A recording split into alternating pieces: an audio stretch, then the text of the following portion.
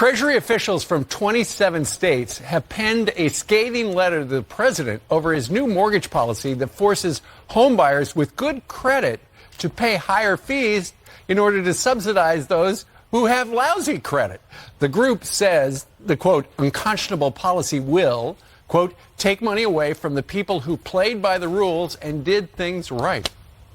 Joining us right now, we got West Virginia Treasurer Riley Moore and Utah Treasurer Marlo Oaks. They both signed the letter. They joined us live from their respective states.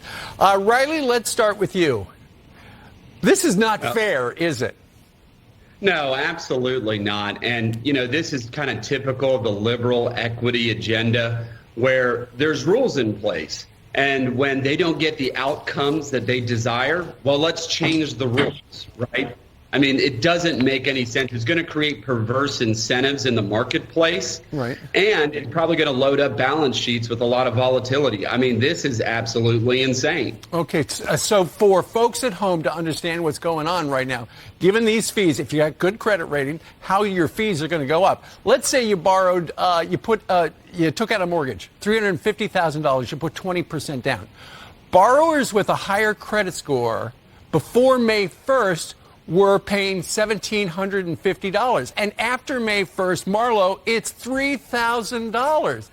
That's not just like $20 here or there. That's over $1,000 in fees. No, it's amazing to me that this kind of policy is even being suggested and implemented.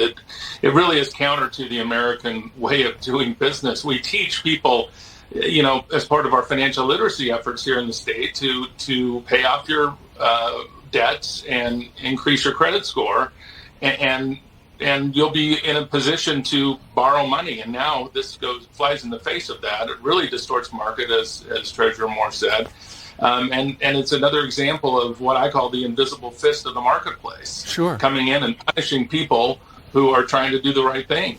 And Riley, this is drawing criticism from not only Republicans, but Democrats and even members of President Obama's cabinet.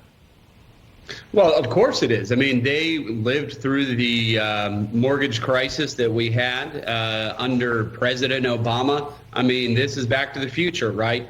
We are potentially putting ourselves in the exact same position where people were in homes who likely really should not have been saddled with those type of mortgages, and they went belly up. And so we're putting ourselves in that exact same position, but all in the name of woke capitalism and the liberal equity agenda, putting people in a very unfair position. And then at the end of the day, I'm sure the federal government's going to swoop in and bail everybody out.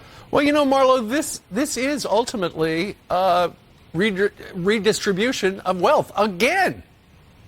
No, that's exactly right. And Treasurer Moore is exactly right. We've been here before with 2008, 2009 financial crisis, where in the name of social justice, we're going to give people mortgages that can't afford them. And where is this going to lead?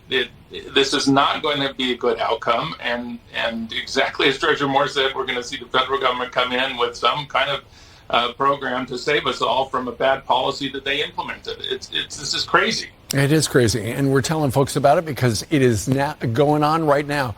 Treasurer Moore and Oaks, gentlemen, thank you very much. Thank you. Thank you.